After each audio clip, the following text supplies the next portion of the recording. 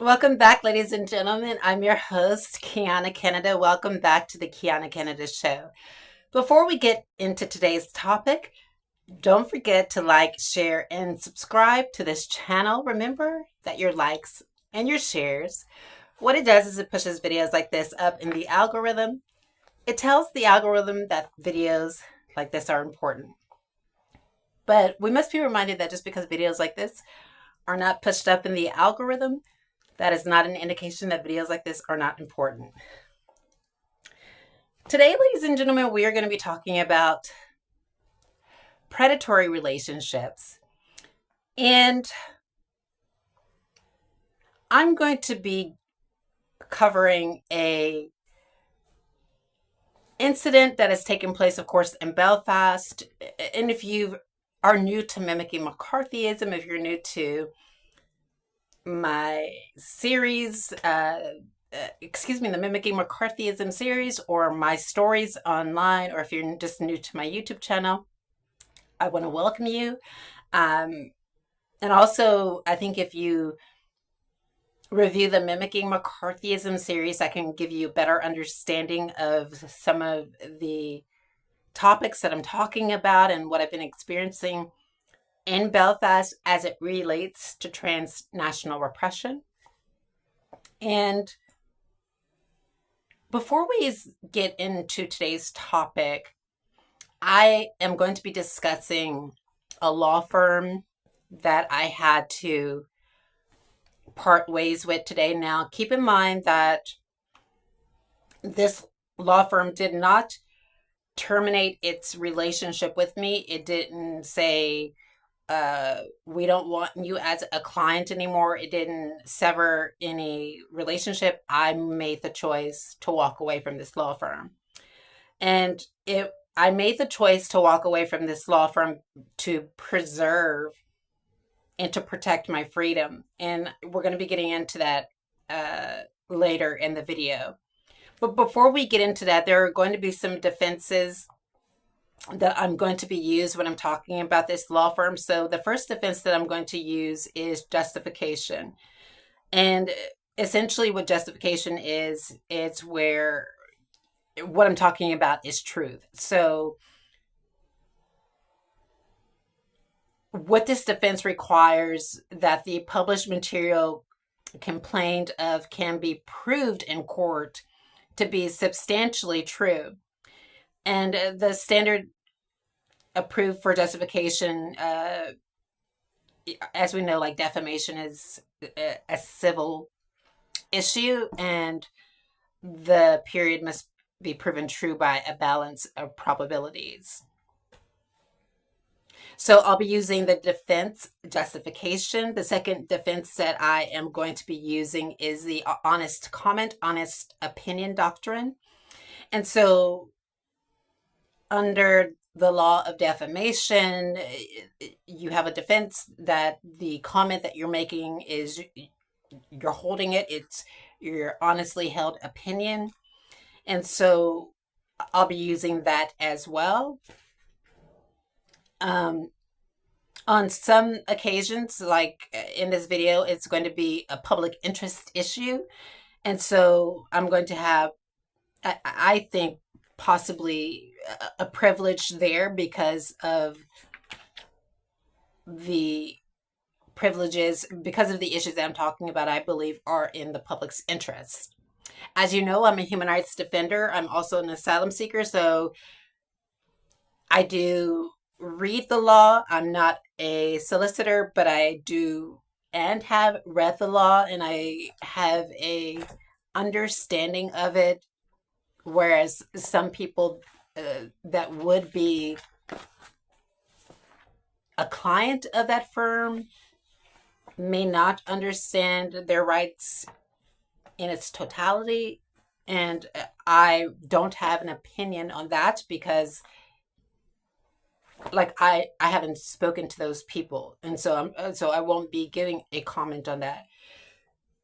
What this is going to cover is a contract that I received from Oracle Solicitors, and then my response to that contract and why I walked away from the law firm.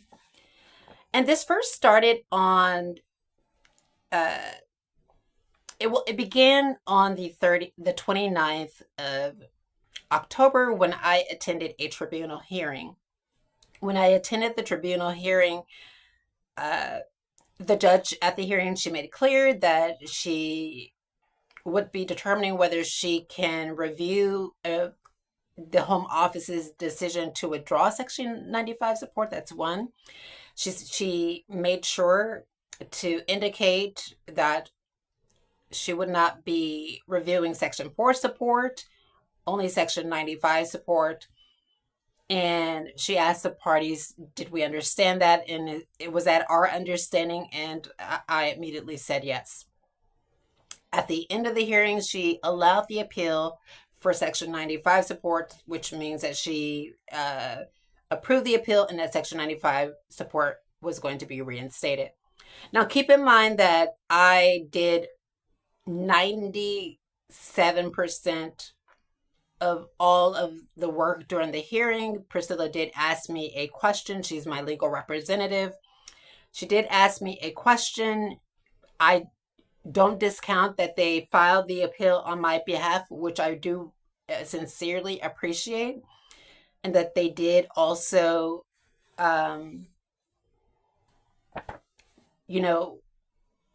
Priscilla, she also attended the hearing with me, and I appreciate that as well. Howsoever, what I think is happening is what has happened in so many of my relationships here in the United Kingdom, in Belfast, is that there is a toxic authority figure that is interfering in all of my relationships.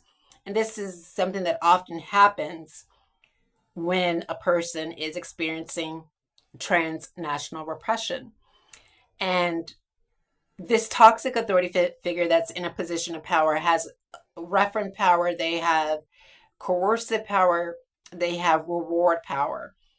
And it is my honestly held opinion that the reason why my relationship is crumbling with Oracle Solicitors is not because of me as a person, but because of the interference by this third party authority figure.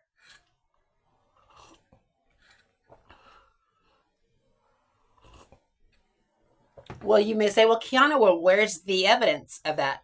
Well, let's get to that. On the 30th of October, I received via email a singular page where there was a printed document of the tribunal's decision that stated that that the appeal was going to be allowed. At the bottom of the decision, Section 4 was printed, but that was crossed out. Someone had marked in Section 95 support, and then somebody marked that out and marked in Section 4 support. Now, keep in mind, on the day in question, I did not celebrate the decision because I knew that somebody had access to my email account, and I wanted to see if there was going to be any alterations to the tribunal's decision that was inconsistent to the decision made on Wednesday.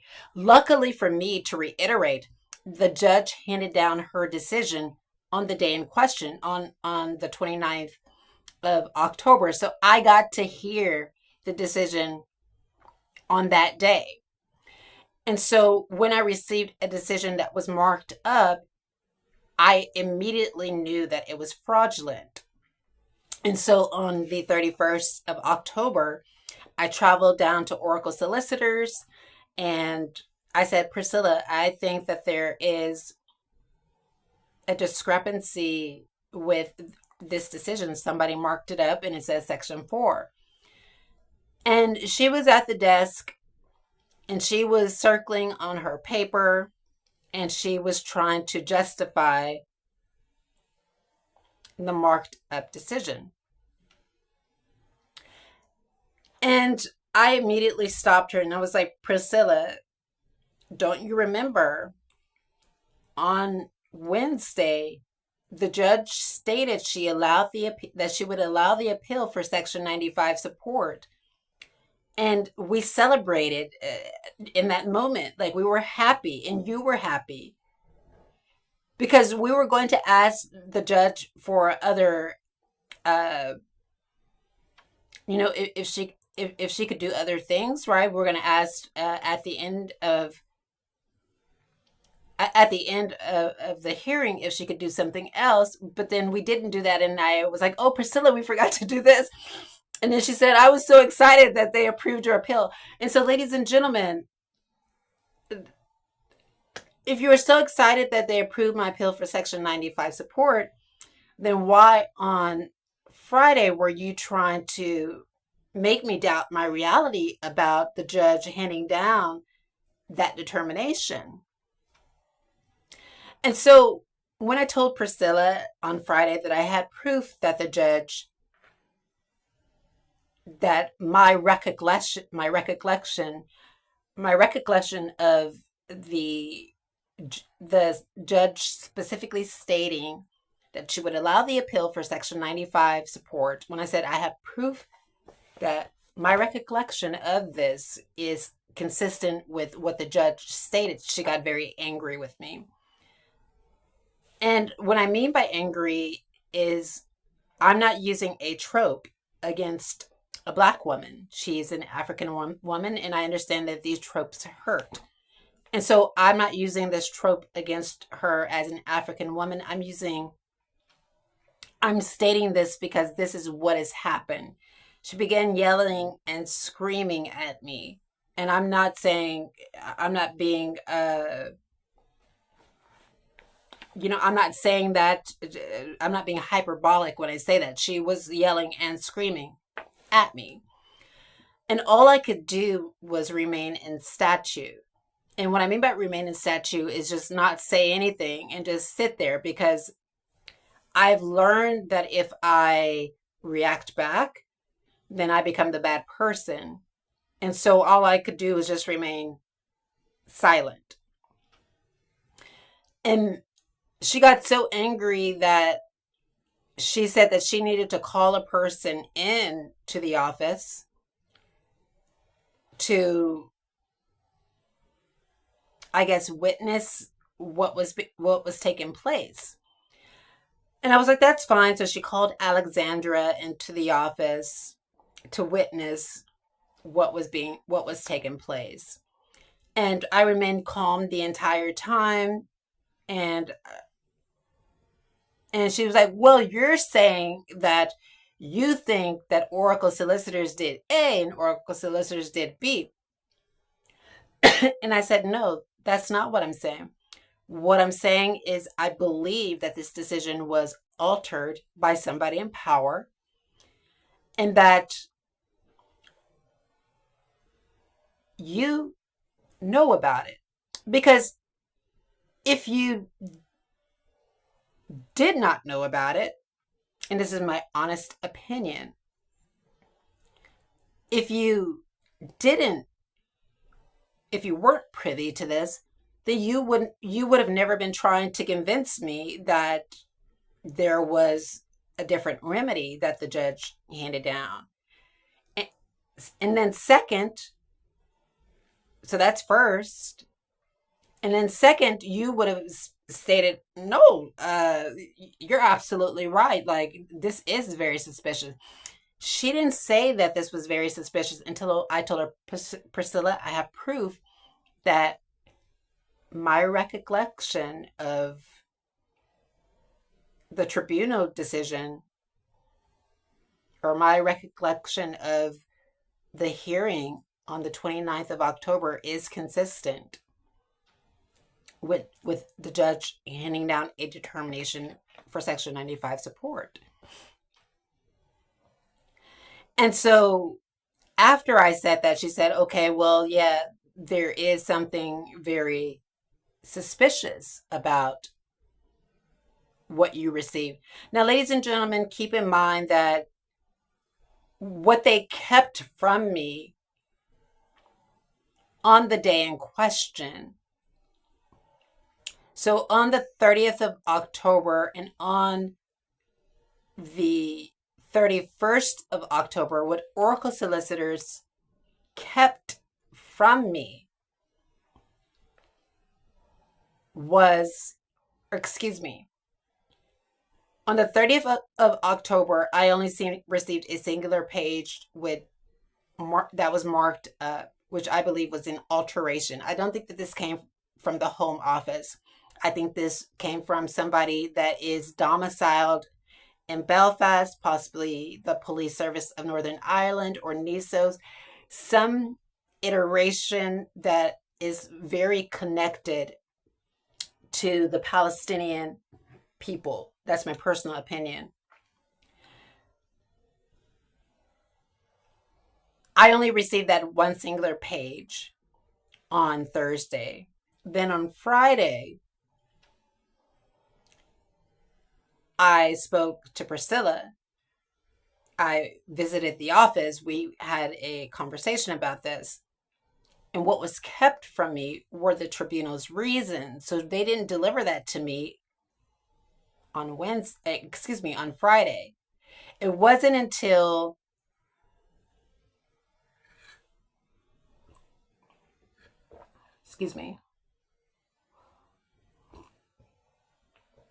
and one reason why that could be is because the tribunal did not hand down that decision. Possibly didn't put it into writing until Sunday, it looked like, because the written reason said November the 2nd, 2025. So when I went to the office and I spoke to Mr. Rick Hill, I explained to Rick Hill everything. I said, Mr. Hill, on Wednesday, the judge handed down her determination that she would allow the appeal for Section 95 support. She specifically stated we were not going to be reviewing Section 4 support. And at first he told me, he said, well, Kiana, and this is a justification, this is the truth, this is exactly what he said. He said, Kiana, well, tribunal decisions aren't binding. And I was like, Mr. Hill, that's not true. Tribunal decisions are binding. There's case law that specifically states that a tribunal, once it renders its decision, that it must stand. And that if for any reason the Home Office decides to substitute its decision for the tribunal's decision, then we would need to go back to court for that. And the Home Office made clear at the hearing that it was not going to be doing that it was not going to be appealing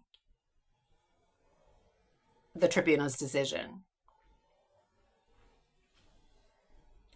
And so after I read to Mr. Hill a case law that specifically states that the tribunal's decision must stand, then he read over the reasons that they had been holding, the tribunal's reasons, and he acknowledged that those reasons were consistent with my understanding of the tribunal's decision. And so what he did was he printed out the decision for me. And once he printed that out, again, it was consistent with everything I had said. But do you see, they were trying to make me doubt my reality about what had taken place, what had occurred during that hearing. And what I think, this is my honest opinion, I believe that Oracle Solicitors was getting advice from this third-party authority figure that has been oppressing me since I've been in Northern Ireland, and who has been oppressing me when I was in the Republic of Ireland. I believe it's a dual process, an Irish-American practice, but more so, I believe that this is somebody working in government or some kind of intelligence agency. Again, they haven't told me the identity of this person, but you begin to to know when somebody is trying to control your life, right? And so on that day where Rick Hill handed me the decision, or he printed out the decision, he handed me a contract for me to sign. It was a contract, and it was also, what was attached to the contract was for me to sign. He wanted me to sign to take out more legal aid for the law firm. And this is what we're going to get into today. And this is why I strongly believe, ladies and gentlemen, so before we get into these two, the contract and then my response to the contract, before we get into that, after I had that meeting with Mr. Rick Hill and I told him what I believe to be true, the email where that decision was sent to, I no longer have access to it. Somebody blocked my access to the email. And the reason why they blocked access to that email is because that email holds evidence of their illegal conduct. It holds evidence of them altering the tribunal's decision. Now, ladies and gentlemen, just think about it.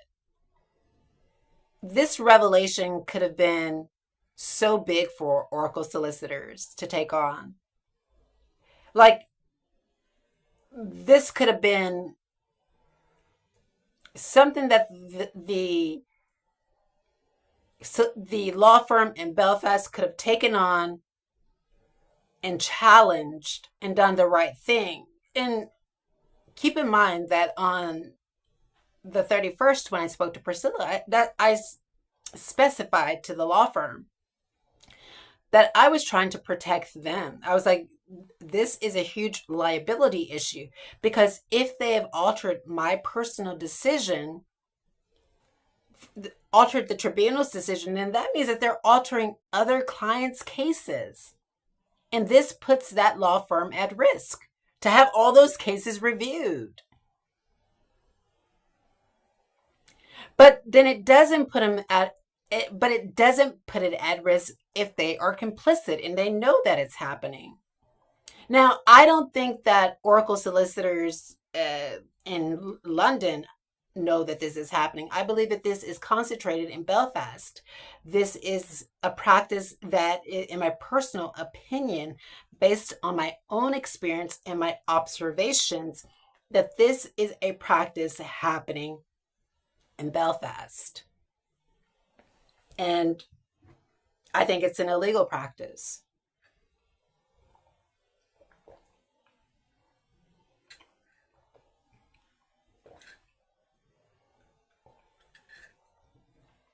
Now,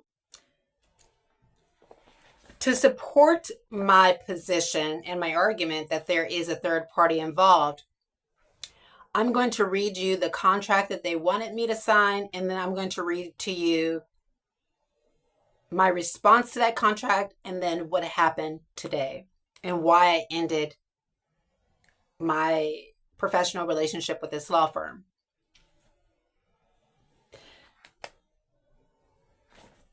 The letter says, "Thank you for instructing Oracle Solicitors with your immigration matter. We are delighted to have the opportunity to act for you and will endeavor to bring your instructions." Listen to that. "We will endeavor to bring your instructions to a satisfactory conclusion." So I'm supposed to be the person that's instructing the law firm, not a third party, and we'll get into that. But I want you to focus on that. "We will be delighted to have the opportunity to act for you and will endeavor to bring your instructions to a satisfactory conclusion. Oracle Solicitors are a law firm regulated by the Law Society of Northern Ireland, and thus we are authorized to provide immigration law advice and services. The purpose of this letter is to provide you with some useful information about our firm and to give you a detailed explanation of the basis on which we will be acting for you. The letter also confirms your instructions and our advice to you. Now, keep in mind, this letter confirms my instructions. We propose that the contents of this letter will form the basis of a contract. So this is a contract between you and our firm for the work we do advising and representing you in relation to your recent instructions. It is therefore important that you read it thorough. It is important that you read through it carefully and ensure you understand its contents. If after reading this letter you are unsure about any aspect of this matter, please do not hesitate to telephone or write to us for further clarification. Initial instructions. You have instructed us that you wish for us to assist you in your asylum case. Okay, that's the initial instruction. Preliminary advice. We confirm that we explained and advised you that in order to be granted asylum, you will need to demonstrate that there is a real risk of being persecuted for one of the 5 reasons set out in the 1951 Convention. These are as follows. 1, race. 2, religion. 3, nationality. 4, membership of a particular social group. Anything else that puts you at risk because of the social, cultural, religious, or political situation in your country. For example, your gender identity, or sexual orientation. 5, in your political opinion. A refugee is defined in Article 1A.2 of the Convention as any person who, owing to a well-founded fear or of persecution for reasons of race, religion, nationality, membership of a particular social group, or political opinion, is outside the country of his or her nationality and is unable, or owing to such fear, is unwilling to avail himself or herself of the protection of that country. Please note that currently all asylum applications are taking a long time to be determined by the Home Office. You should ordinarily expect your claim to be taken between 6 to 12 months from the date you lodged your claim to a decision date. I don't have any problem with that part of the contract. I don't contest any part of that contract, and nor did I. How we work. One of our main purposes of this letter is to explain how we operate. I'm responsible for the conduct of your case, and all work will be carried out by me. That is Priscilla. However, I will sometimes be assisted by other members of staff. I can be contacted, and then she gives her phone number via email, and then she gives her email address. I will be supervised at all times by Mr. Richard Hill, who is the supervising solicitor on your matter and a partner within the firm. We will update you by telephone or in writing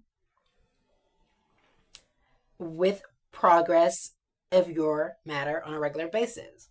Now, this is one provision that I had an issue with that I'll be explaining in the response. We will communicate with you in plain language and will explain to you by telephone or in writing the legal work required as your matter progresses.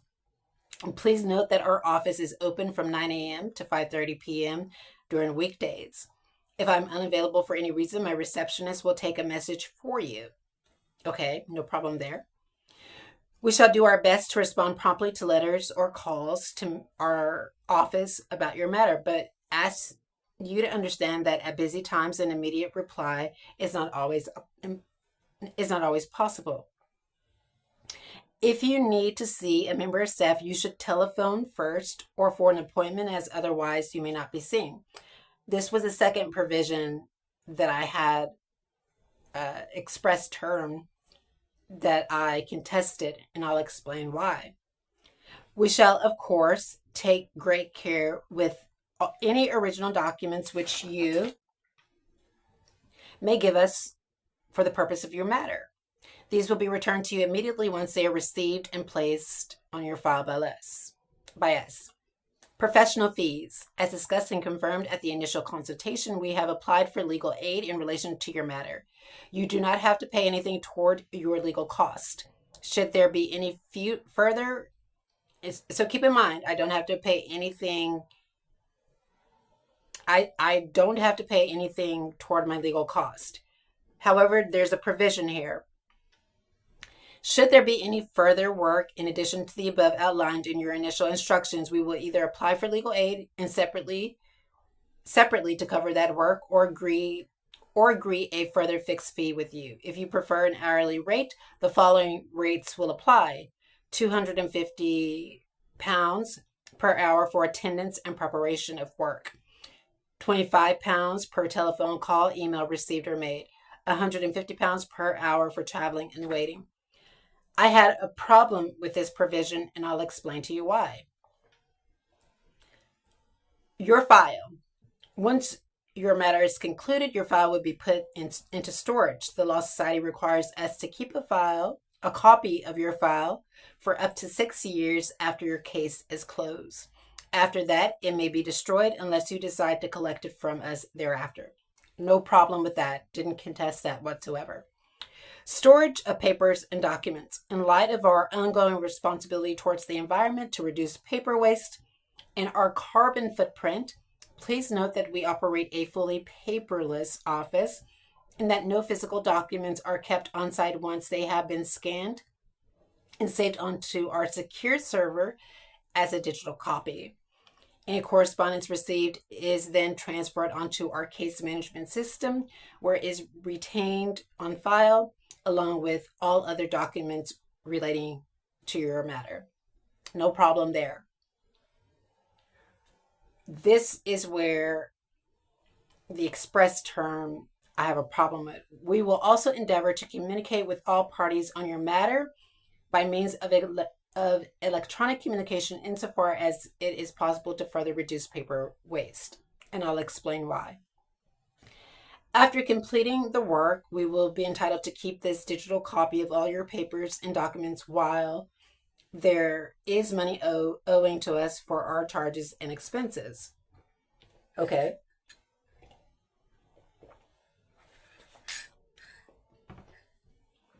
We will keep a digital copy of your file for at least 6 years on our secure server, except those papers that you have asked to be returned to you. We keep the digital copy on the understanding that we can erase the data 6 years after the date of the file bill conclusion of your matter. We will not destroy any documents that you ask us to deposit in safe custody. So no problem with that. If you require a copy of your file of papers in relation to continuing or new instructions to act for you, we will not normally charge for such retrieval. Please note, and this is the term that I have issue with, that our preferred method is to negotiate is to email the scan file to you. However, if a paper copy or hard copy of your documentation is required, we may charge you for the time producing storage we may charge you for time spent producing stored papers that are requested, reading correspondence, or other work necessary to comply with your instructions in relation to retrieve papers. Complaints procedure. We are committed to providing you with a high standard of service in all aspects of our work.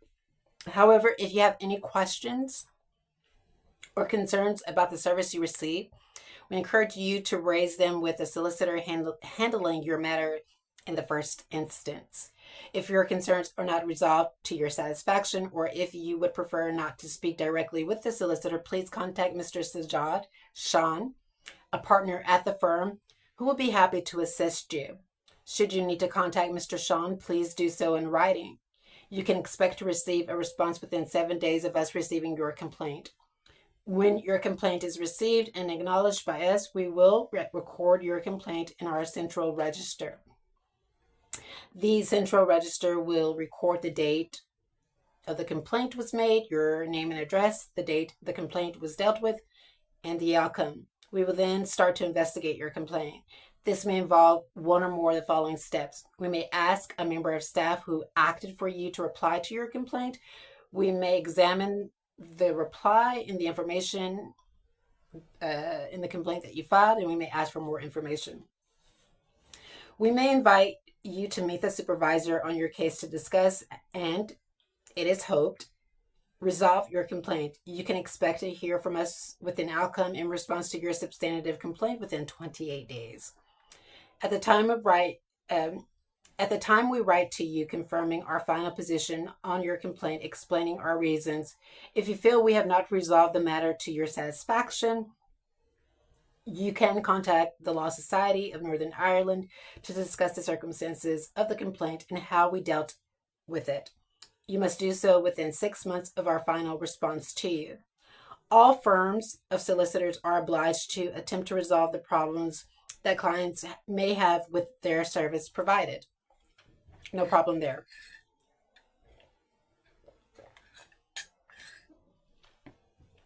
It is therefore important that you raise your concerns immediately when they arise. We will do our best to ensure that you have no cause for complaints, but if you do, please be assured that we have a procedure for dealing with them. Details of the procedure will be supplied to you on request. We value your business, and we do not wish to think that you have any reason to be happy with us or our work. I hope that this explanation of the way in which your costs are incurred and how you will be asked to pay them and how to lodge a complaint is of assistance to you. Please forgive my writing to you at such length. I believe that it is much better for everyone's point of view that these matters should be clarified at the outset rather than the end of the case. Please do not hesitate to excuse me. Please do not hesitate to contact me immediately if you have any inquiries about the contents of this letter, and I did so. The question of cost is, of course, extremely important and one to which you should give careful consideration. The client care letter and the terms of business enclosed constitutes contracts between you and my firm as to cost. So there's a word that's coming up. Cost, consideration, contract, terms of business. These are all contractual.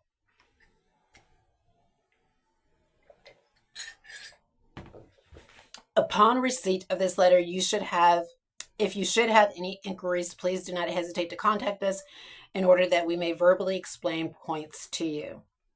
If you fully understand and agree to the terms, I should be grateful if you would kindly indicate this by initialing every page, signing below, and returning the signed copy to me as soon as possible in order to avoid any delay in me being able to act for you. Sincerely, Mrs. Priscilla Udoh. And I did not sign this contract. Now, I reviewed the contract. This contract was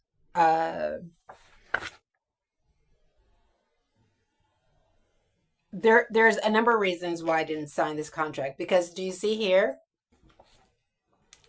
It says 18 June 2025. And that's not the date of the contract in which where you gave it to me. The date of the contract is on the day that we entered into it. That's one. But that is just a small issue. So I didn't complain about that, or I didn't contest that. This is my response letter. Now, ladies and gentlemen, I want you to listen carefully to my response. And I want you to ask yourself, when I tell you what happened today, reviewing this contract, in the letter, they make clear that this is a contract with terms and conditions, and that I should consider it carefully. Consideration is a big part of entering into a contract. And so before I entered into this contract, this was my response letter to it. I said, Dear Miss Udoh, I acknowledge receipt of the contract issued to me for review and signature. I appreciate the effort Oracle Solicitors have invested in preparing this document and remain open to negotiation for a mutual agreement that safeguards both parties' rights and obligations. Now, A client attorney contract is not a unilateral contract. It's a bilateral contract. That means that there should be room to negotiate. And we'll get into that later. But I just want you to keep that in mind. While I commend the thoroughness of the contract, I have identified several express terms that present significant reservations. These terms in their current form prevent me from providing full agreement and consideration. However, I wish to engage constructively to ensure that the final contract is equitable, transparent, and compliant with established principles of fairness. Appointment request under the How We Work section. So this is my attempting to negotiate the contractual terms and to make them fair for myself as well as for Oracle Solicitors. So I want you to really listen carefully. The term under the How We Work section currently provides that, quote, if you need to see a member of staff, you should telephone first for an appointment, as otherwise you may not be seen, end quote. And so I said, given my documented technical and privacy difficulties with mobile phone communications, I respectfully request this term be amended. There is creditable evidence to show my previous SIM cards have been unlawfully accessed, preventing me from making or reliably receiving telephone calls. Although the Police Service of Northern Ireland, hereinafter PSNI, has been informed of this incident, it has unfortunately failed to conduct an investigation. Further, the PSNI's lack of investigation, together with the continuing illegal activity, suggests that it may be orchestrating or complicit in the acts. While I understand this may be difficult for Oracle solicitors to understand, fairness in contract formation requires that terms do not disproportionately restrict one party, especially where reasonable alternatives exist.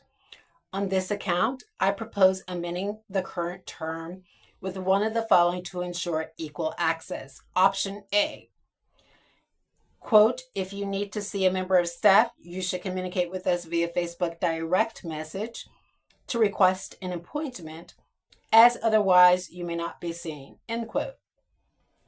Why on Facebook? Why direct message? Because I can communicate via Wi-Fi. Wi-Fi is free. If there's Wi-Fi in the city center, or if I'm connecting to Wi-Fi, in some place, the mall, if I'm connected to Wi-Fi in the library. So it wouldn't be burdensome on me to send a direct message and for them to respond to that direct message. And if I don't receive the message, I can say, look, I sent you a message here and I didn't receive a response. But if they didn't like that option, then I had a different option. I said, well, here's option B, quote, if you need to see a member of staff, you may attend our offices and complete a request for an appointment form, which you should hand to the receptionist. Once you have submitted the form and collected your copy, we ask that you allow a reasonable time for us to respond, a reasonable time for a response, end quote. I actually created this term, which I believe was fair. Next, I said, after reviewing the contract, there is no express term that Oracle solicitors will engage in contentious work. That is, drafting legal submissions which include case law to support an argument. In view of this fact, I propose including an expressed term that states, quote, if retained by you, Oracle solicitors will engage in contentious work, which includes drafting legal submissions that cite applicable case law at the tribunal, appeals, and court level. Now, we understand that at the tribunal court, at the tribunal, the appeals level or the court level, that you have to support your argument with case law. You can't just submit a document and say, well, I feel this way, and then not support that with case law. And that's what happened before, is that they haven't engaged in any contentious work for me on my behalf. And so if you're going to be my solicitor, then you have to engage in this kind of work. I shouldn't be doing this work myself. I'm an asylum seeker. And I shouldn't be researching case law, and I should not have to look up how the courts are ruling on specific issues. This is not my job. And so that's why I included this term. Professional fees. Under the professional fees, the clause states, quote, and I'm just citing half of it, or agree a further fixed fee with you, and if you prefer an hourly rate, that the following rates will apply.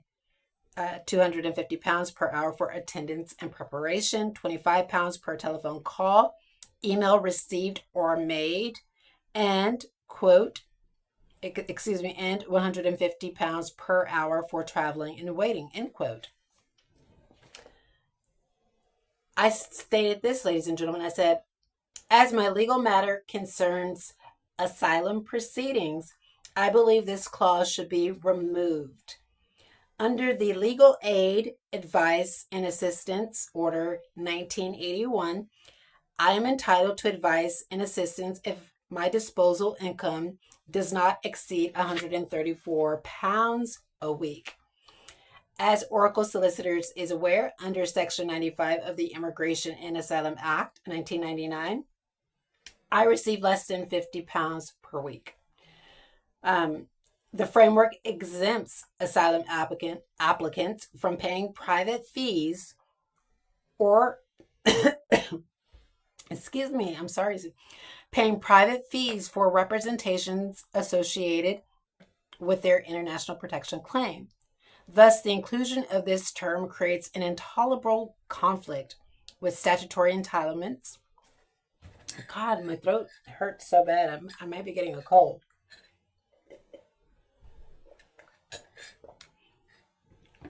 Thus, the inclusion of this term creates an intolerable conflict with my statutory entitlements under the Legal Aid, Advice, and Assistance Order 1981.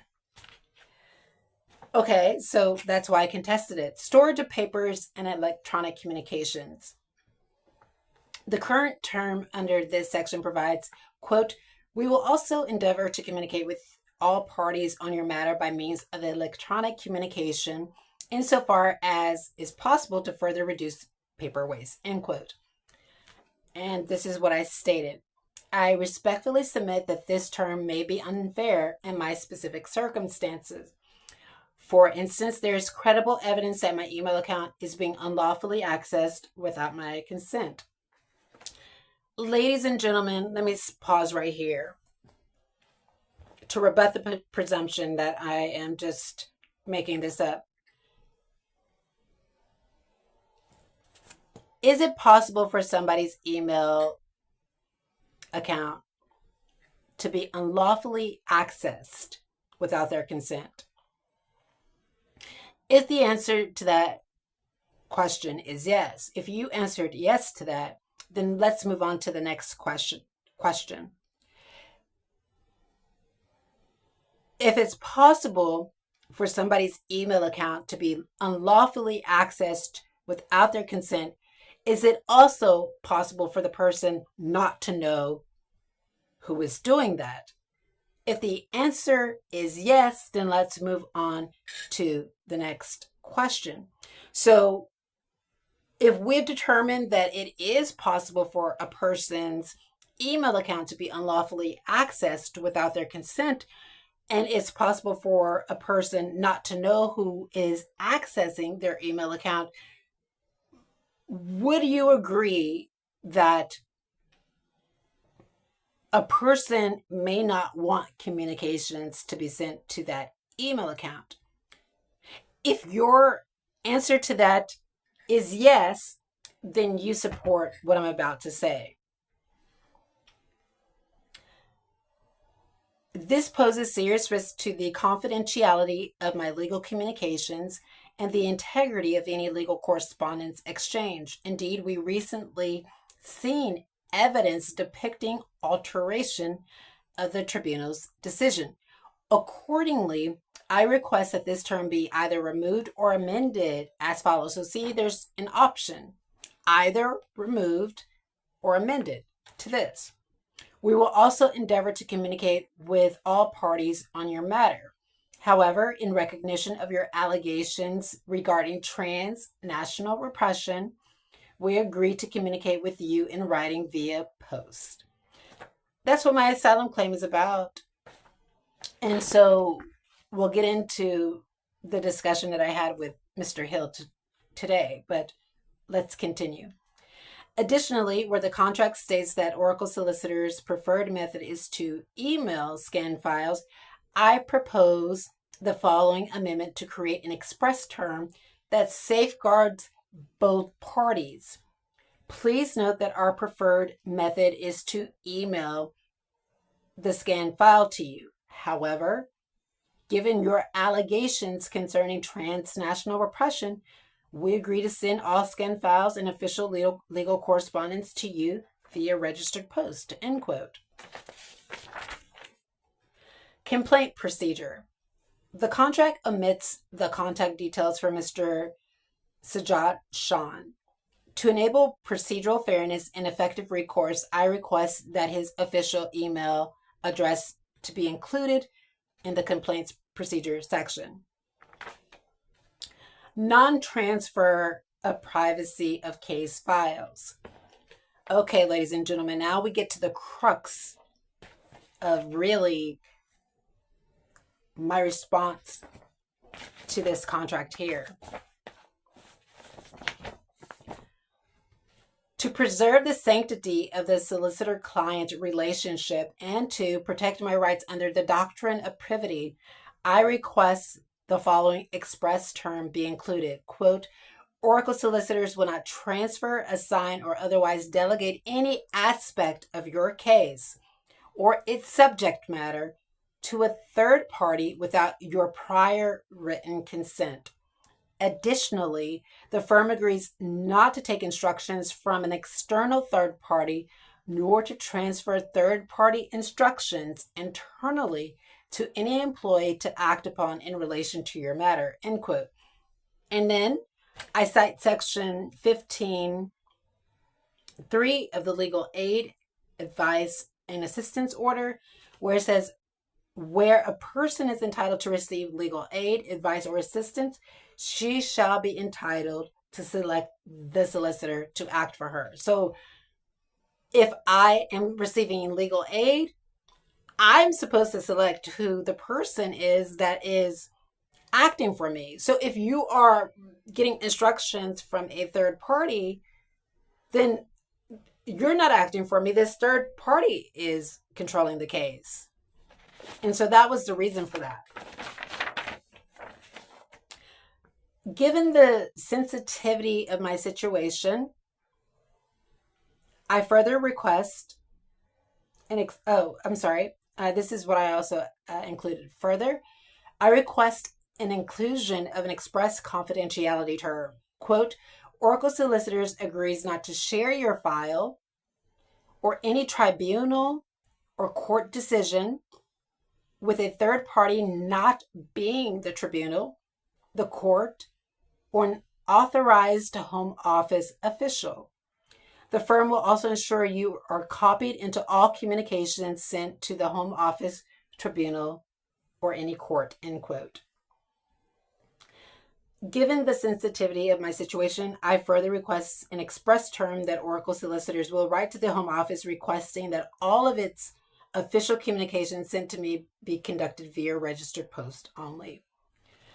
That was how it was being sent to me in the beginning. It was via registered post. And then somebody changed it where I was receiving these altered decisions via email, these fabricated decisions via email, which weren't coming from the home office. The form and structure of the contract. To ensure clarity, integrity, and enforceability, I propose that any revised version of the contract adopt the following. pagination and numbering of all pages, sequential numbering of each paragraph. Okay, so you might say, well, Kiana, why are you wanting a sequential number of each paragraph? Well, I want that so that no other terms can be included, right? So, okay, if we have a term on number 11, then I understand what that term is. If there's a term on 21, I understand what that term is. And then I said this, a concluding paragraph reading, quote, end of contract terms, not subject to revision unless expressly agreed upon by both contracting parties, end quote. That is so once I sign a document that there's nothing included in there that I did not agree to. And lastly, a signature line and a date for Oracle Solicitors authorized representative on the acknowledgement page included with the document's pagination. And so what I was talking about, ladies and gentlemen, was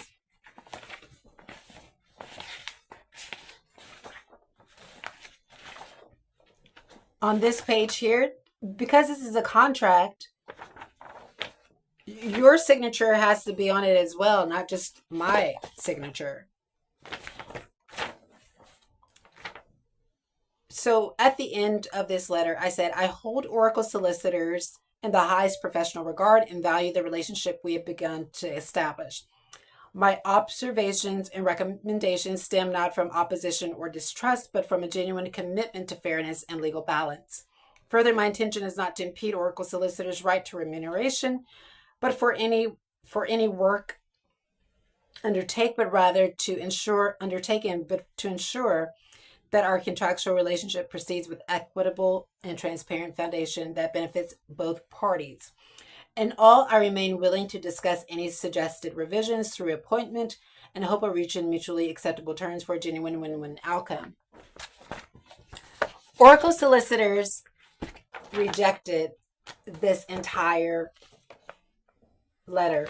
They didn't agree to anything in it. Now, you may say, well, why? That sounds odd, right? Well, let's go through it one more time. Oracle Solicitors was taking instructions from a third party to treat me horribly and terribly. And Oracle Solicitors, in my personal opinion, was likely receiving an incentive for doing that. Now, when I tried to balance the scales by saying, hey, you know what? I respect this law firm and I really want to work with this law firm.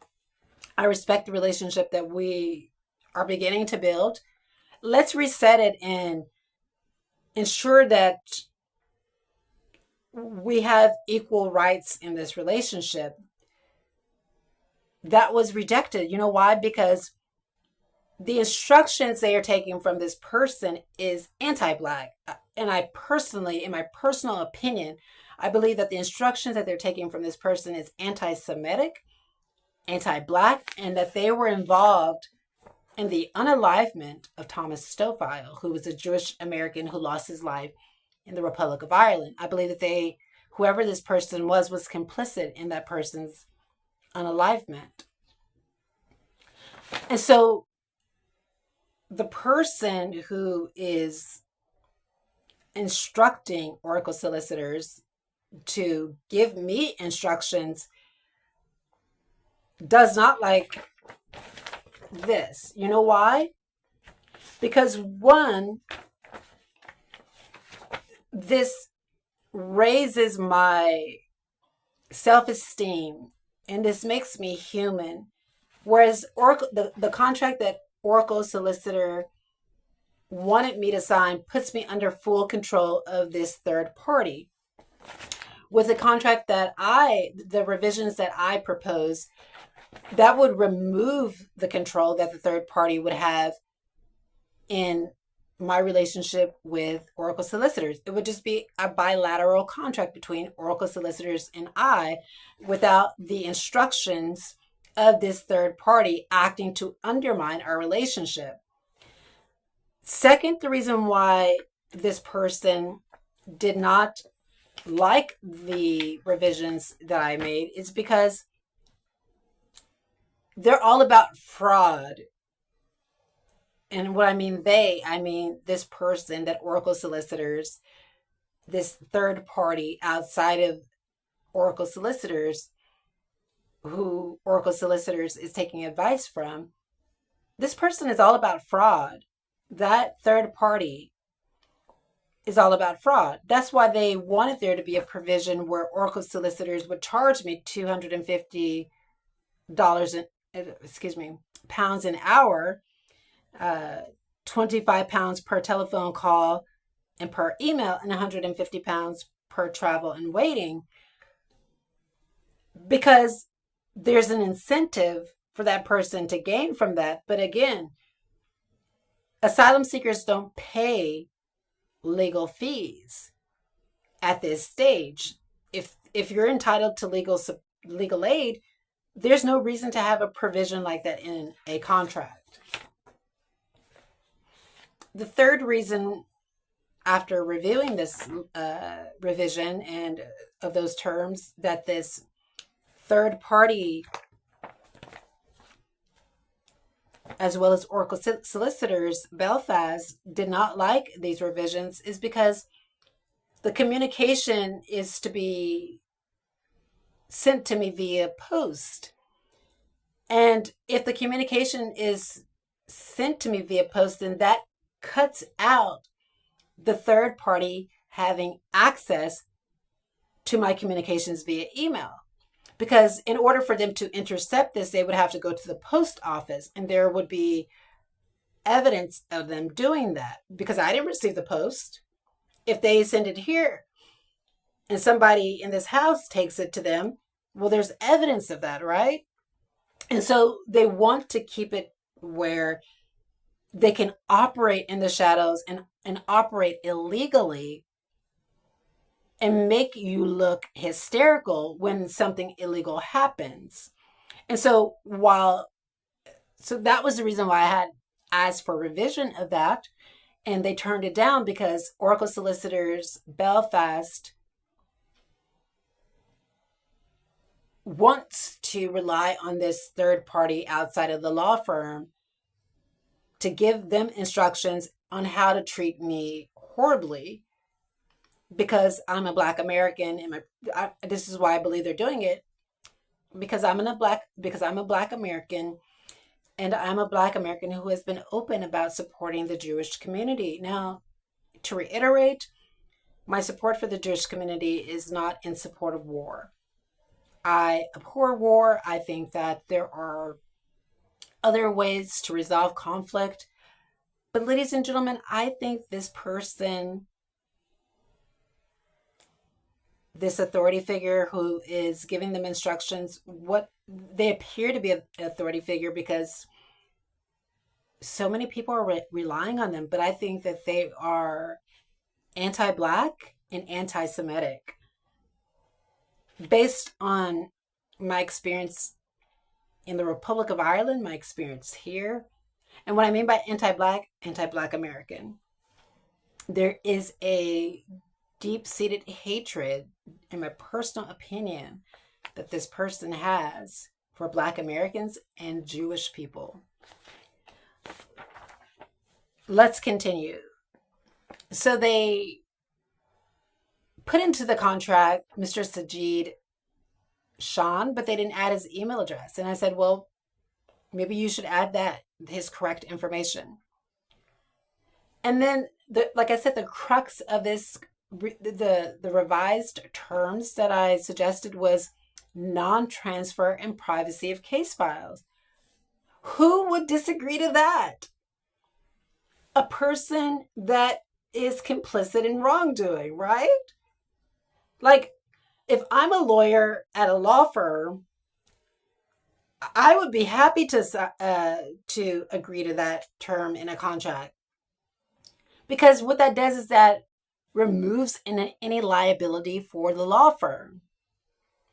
And so a law firm that disagrees to this is saying, okay, well, we want to share your information, to a third party. We want there to be room for us to share your information without your consent.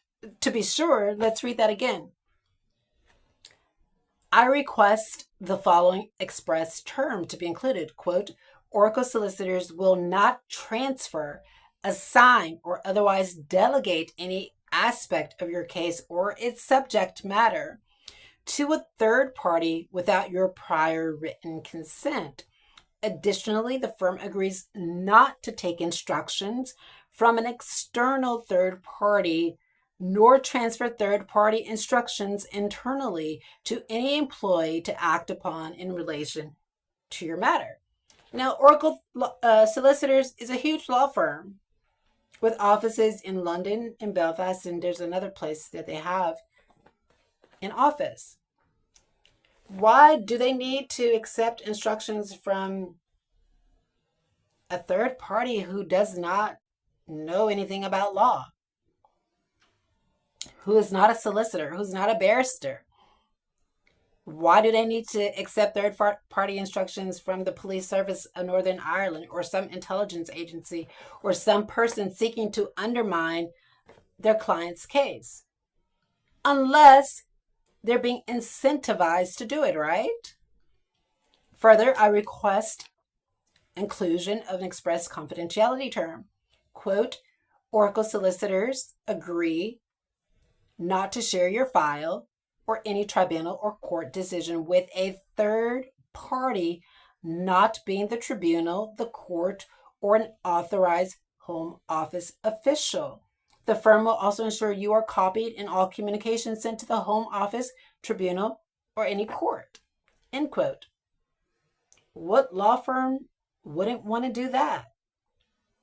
What ethical law firm would not want to do that?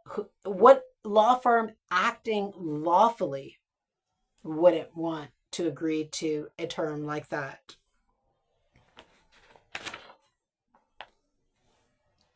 And lastly, a concluding paragraph reading, end, quote, end of contract terms, not subject to revision unless expressly agreed upon by both parties, end quote. What law firm wouldn't agree to that? They're not agreeing to this to reiterate.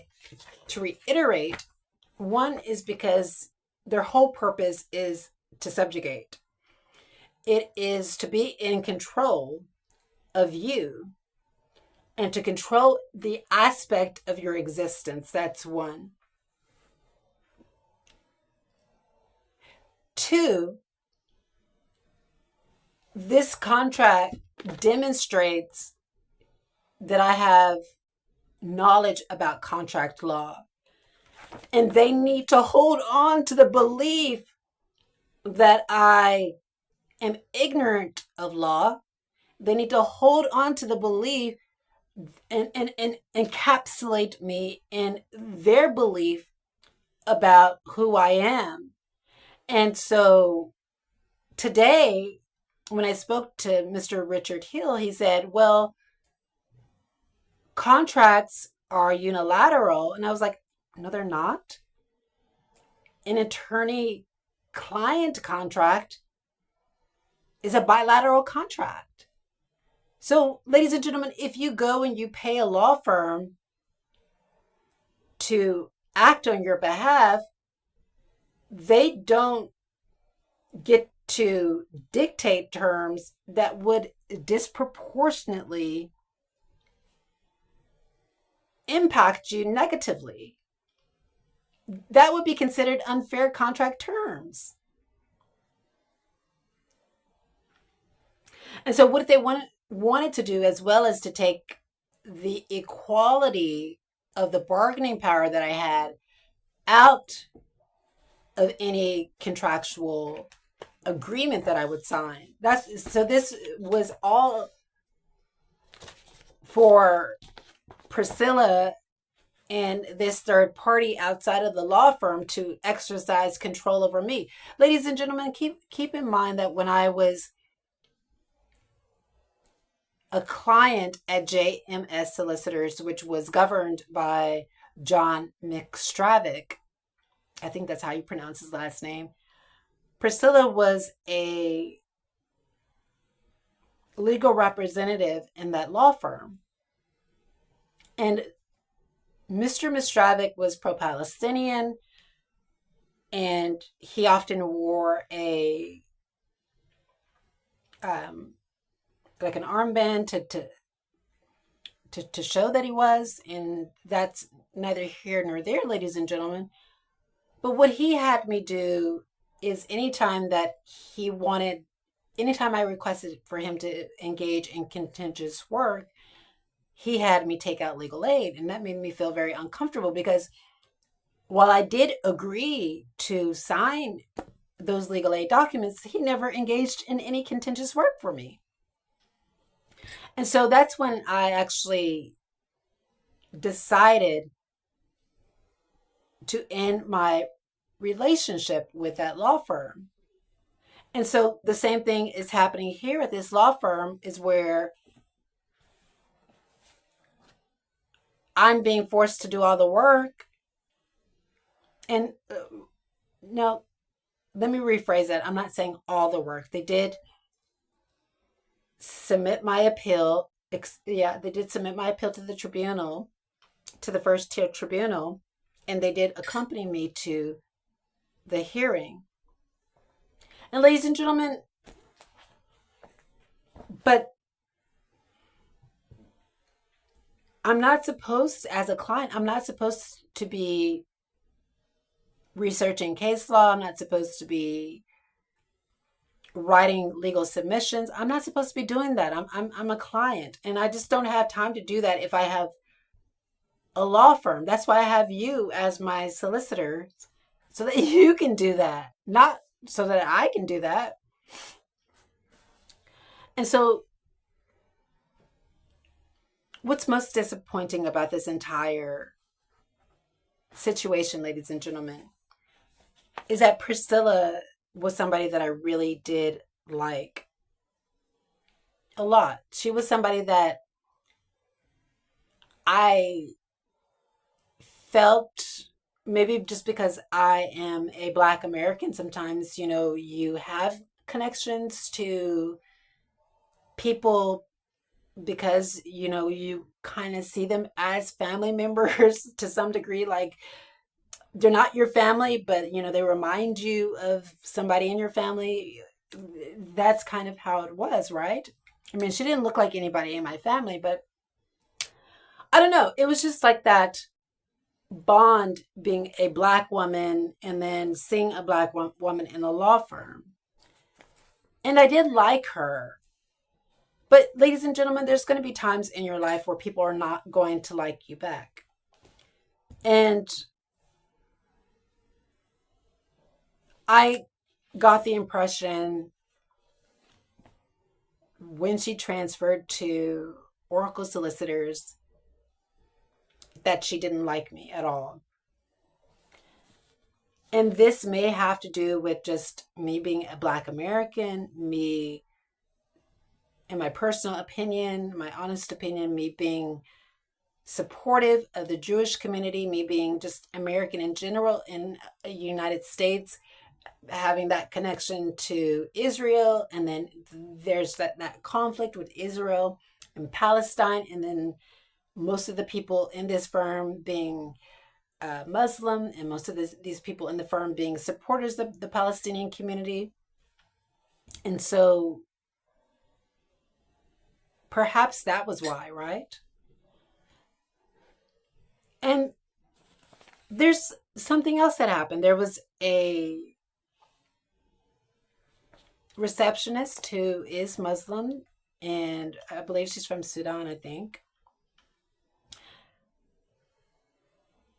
And she and we got along famously. We had no problems in the beginning. Like, we talked, and we even talked about her experience when she lived in Syria.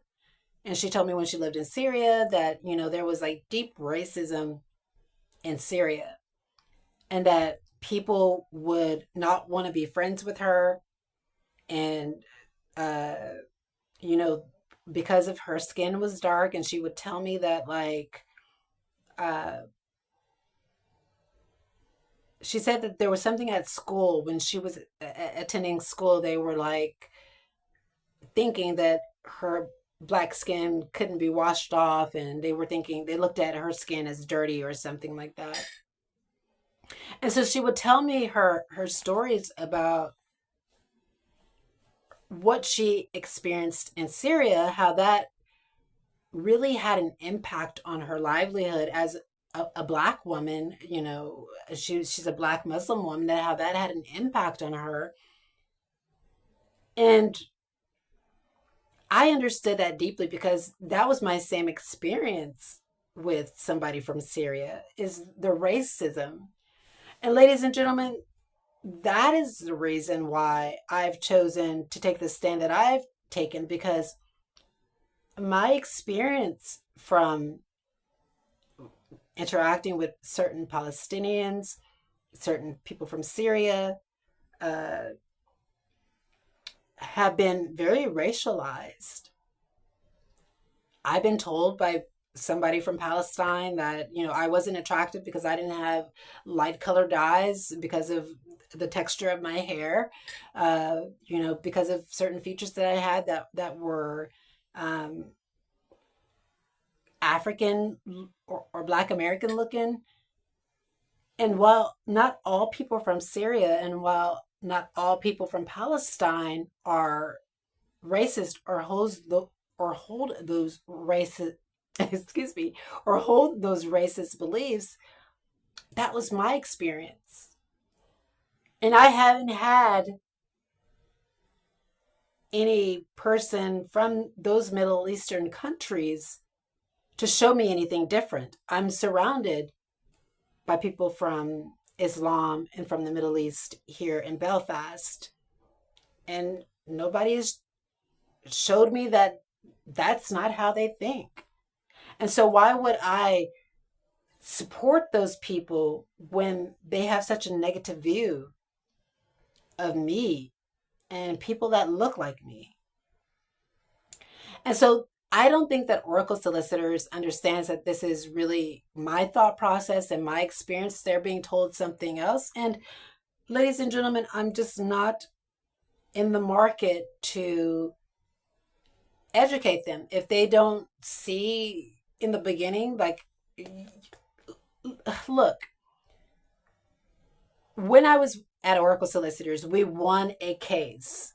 We won a case, and a lot of it had to do with teamwork, with us working together to win. And it's such a shame that they decided to throw that down the drain for a quick buck. They decided to throw that down the drain so that I wouldn't rise up. They decided to throw that down the drain to keep me subjugated. It's a shame, right? It's a shame that that is what they decided to do. That they didn't realize the strengths that I brought to Oracle Solicitors. Like, we won that case because of the teamwork, because of the input, because of the work that I put into it. Priscilla, you filed the case. I sat before the tribunal and I had to argue that case myself.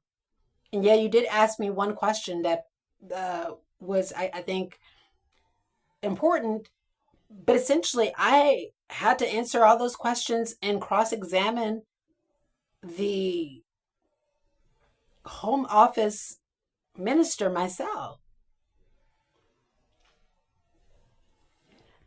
And like I said, it's such a shame that they don't realize that that was teamwork and something beautiful that happened. That and I'm sure, yeah, they win cases all the time. I don't doubt that. But to have a client that could help you win cases, and for you to not take that opportunity because you're you're reaching for low hanging fruit, is just, it's saddening to me. And so, ladies and gentlemen, I would urge you to really read contracts before you sign them. Ensure that you are not entering into a contract that is going to bring a detriment to you. I did not want to leave Oracle Solicitors. I really wanted to stay at that law firm. And perhaps this is just my trying to see the good in people, right? It's something that I do, is because I've been judged so much in my life that I just open myself up to try and see the good in people where they have done me wrong. And my sending this letter to Oracle Solicitors and asking for a revision of those terms was fair and to bring equity to our professional relationship. But that's not something that they wanted. They wanted this to be a unilateral contract where Oracle Solicitors could have dominion over me, and that they would allow this person, this toxic authority figure, to enter my relationship with Oracle Solicitors and to give them instructions on how to treat me terribly and horribly and to ill-treat me. And that's just something I'm not going to put up with anymore. You know, I'm taking a stand against these predatory practices in Belfast, even if it isolates me, even if it, makes me a pariah. I don't care. Like, I want to build relationships that are significant, that are respectful, and that are strong, and that are agreed upon on terms that both parties agree to. And so that is why I made the decision not to stay at this law firm. Yes, it does expose me to more ill treatment by this toxic authority figure, because now I don't have a law firm that is protecting me. But was I really protected in the first place is the question. Instead of having this one entity that is trying to oppress me, now I mean, instead of like having multiple, I'm still dealing with this one entity, whether that's the Police Service of Northern Ireland or NISOs who's seeking to harm me, which is real. This is legitimate. This is transnational repression, not a figment of my imagination. Had I agreed to the terms that Oracle Solicitors wanted me to agree to, then I would have had not only this person that's remaining behind the scenes oppressing me, but they would have given instructions to Oracle Solicitors to do that. And that would have created a conflict between Oracle Solicitors and I, while this person can get off scot-free, like it did at Queen's University Belfast. Unfortunately for Queen's University Belfast, in the contract that I had with Queen's University Belfast, there was a provision that our contract does not give third parties any rights. So when Queen's University Belfast took those instructions from that third party, it violated the contract. Luckily for Oracle Solicitors, they did not have that provision within their contract. But luckily for me, I read that thoroughly and saw that there was not a provision about that. And so I decided not to sign it. And today I told Rick Hill, I said, you know what? I am willing to move on all of my revisions if you will just implement the no third party having access to my case. If you'll implement that, then I'll move on all the other provisions. And he said no.